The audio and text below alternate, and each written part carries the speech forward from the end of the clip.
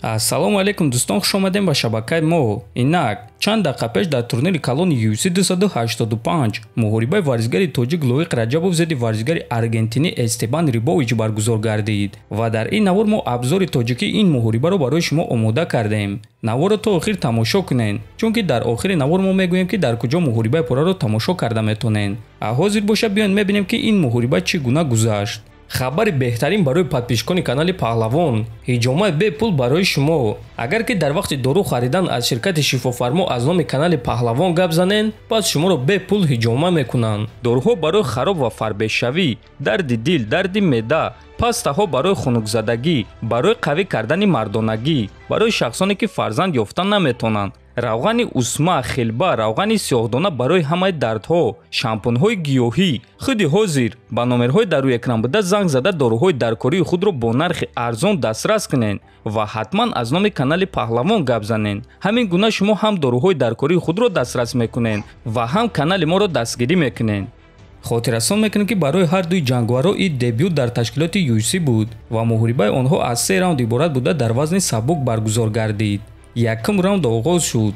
Ҷангваро муҳорибаро хеле фаъолона сар карданд ва ба якдигар зарбаҳои сахти худро зада фаҳмиданд ки ҳар дуяшон зарбаҳои хеле сахт доранд. Лоиқ вақти худро беҳуда сарф накард ва дарав ба гӯштин гузашт. ӯ рақибро ба замин афтонд. Дар замин мавқеи худро хуб карда хост ки рақибро идора кунад, аммо Рибович худро хуб ҳимоя мекард ва боз ба по бархест ва онҳо муҳорибаро дар стойка идома доданд. Дар стойка онҳо ба якдигар зарбаҳои хеле вазнин мезаданд ва Лоиқ фаҳмид ки бо ӯ зарбазанӣ кардан дар кор нест ва рақибро бори дигар ба замин афтонд. ҳамин гуна Лоиқ Раҷабов якчанд маротиба рақиби худро ба замин афтонд, аммо дар замин ба ӯ зарари калон расонида натавонист ва аз ҳисоби текдаунҳо гуфта мешавад ки якум раундро Лоиқ Раҷабов гирифт.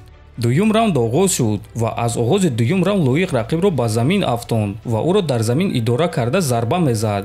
баъди якчанд сония Эстебан ба по бархест ва онҳо якчанд сония дар назди сетка дар клинч кор карданд. дар охирон дақиқаҳои дуюм раунд Эстебан бо серияи зарбаҳои вазнин Лоиқро ба нокдаун равон кард ва қариб буд ки довар муҳорибаро манъ кунад, аммо Лоиқ то зангулаи ба анҷом расидани раунд тоқат кард ва раунд ба анҷом расид. албатта ки дуюм раундро Эстебан гирифт. дар охири дуюм раунд вазъияти Лоиқ на он қадар хуб буд ва дида мешуд ки ӯ хеле хаста шудааст, аммо ба ин нигоҳ нокарда Лоиқ сеюм раундро хеле фаъолона оғоз кард ва бо зарбаҳои вазнини худ акнун ӯ қариб буд ки рақибро ба нокдаун равон кунад, аммо Эстебан ба ҳамаи зарбаҳои Лоиқ тоқат карда тавонист. баъди чунин зарбазанӣ ҷангваро каме ором шуданд ва якчанд сония оромона меҷангиданд, чунки муҳориба дар суръати хеле баланд буд ва онҳо хаста шуда буданд. ва дар охири раунд Лоиқ боз якчанд маротибаи дигар Рибовичро ба замин афтонд ва ин текдаунҳо барои Лоиқ хеле муҳим буданд. ҳамин гуна сеюм раунд ба анҷом расид ва дар натиҷа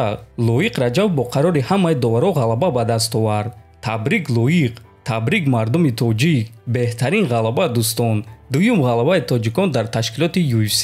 аҳсан Лоиқ дар як ҳафта ин муҳорибаро қабул карда ба муҳориба баромад ва чунин рақиби хатарноки бебохти ҷавонро шикаст дод. муҳорибаи пурраро дӯстон дар телеграм канали мо Паҳлавон TG тамошо карда метонед. ссилкаи телеграм дар описани видео. дар наворҳои навбатӣ вомехӯрем. хонободу сарбаланд бошед.